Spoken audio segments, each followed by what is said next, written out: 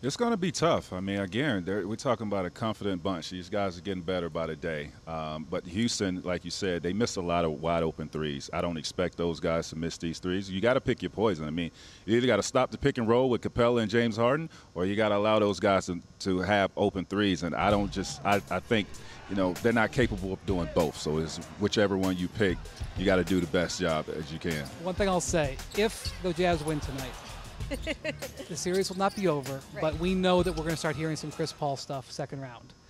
I'm sure Chris Paul is very motivated to not let that become a storyline and have a great game tonight as well. Well, that's what I was going to ask, actually. And Trace, when you've had a loss that maybe your team didn't expect to lose, and you are a guy like James Harden, who didn't have a great end to the playoffs last year, and CP, who, as Brian says, has a lot to prove in the playoffs, what is your mindset going into a game like tonight? Well, it's a wake-up call.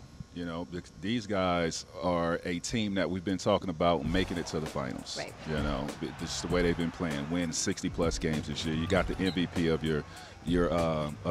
on your team, and James has been fantastic. Chris Paul, who hasn't played in a conference final, is seeking to do that for the first time in his career, and James is trying to get to the finals. So your mindset is you can't take these guys for granted. I know it's a young team led by a young star, and you feel that you should win this series. Well, you got to go out and do that now. You got to prove it because these guys are still so home court advantage from you, and we'll see if you can do that.